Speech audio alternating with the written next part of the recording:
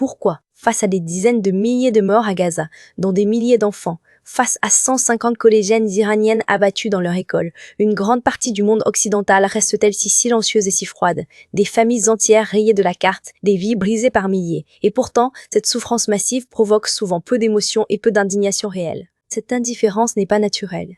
Elle a été construite, image après image, pendant plus d'un siècle par Hollywood.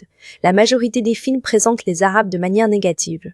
Le message répété sans relâche est clair. L'Arabe est le terroriste fanatique, le pervers obsédé par la femme occidentale, le barbare arriéré et misogyne. Un méchant jetable dont la mort n'a aucune valeur dramatique. Lorsque nous regardons un film, notre cerveau active ce qu'on appelle les neurones miroirs. Les neurones miroirs sont responsables par exemple du bâillement lorsque nous voyons quelqu'un d'autre bâiller. Ces neurones agissent également lorsque nous voyons quelqu'un triste ou pleurer et que nous nous sentons à notre tour triste. La même chose se produit avec toutes les émotions telles que l'anxiété, la peur ou le rire.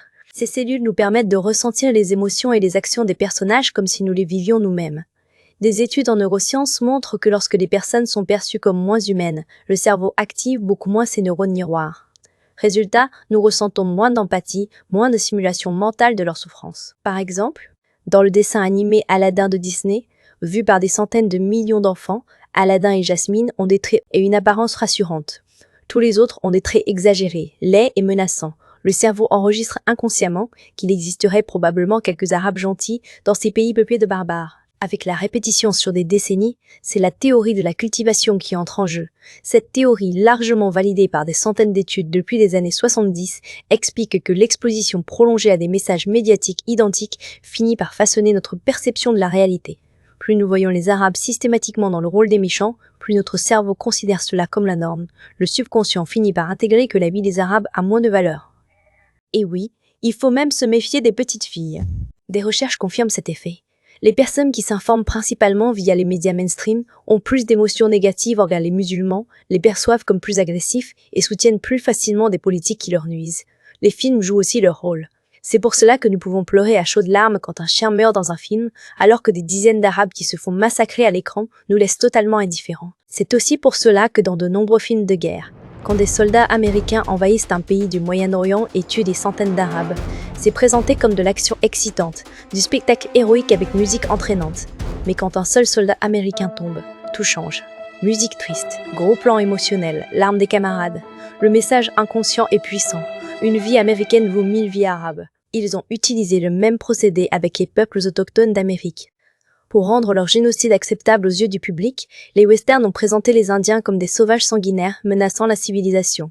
La même mécanique de diabolisation a aussi visé d'autres peuples, qu'il s'agisse des Russes, des Vietnamiens ou des Japonais, souvent réduits à des stéréotypes hostiles et agressifs. Mais parmi toutes ces représentations, les Arabes figurent probablement parmi les plus constamment associés à des images négatives dans le cinéma moderne.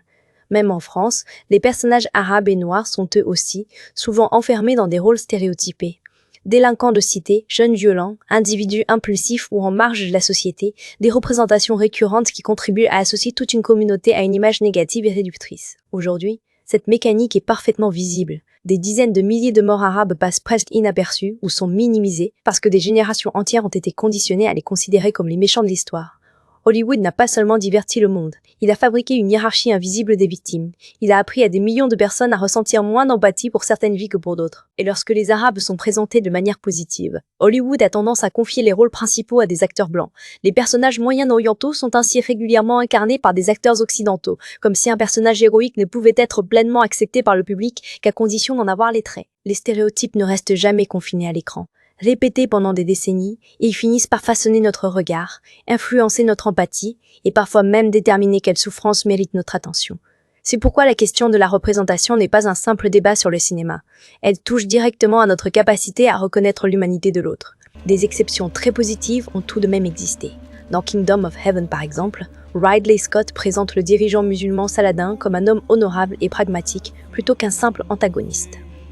En relevant une croix tombée au sol, il rend à ses adversaires le respect que tant de films ont refusé aux Arabes. Un simple geste qui aura sans doute fait davantage pour leur humanisation que des décennies de stéréotypes n'auront fait pour leur déshumanisation.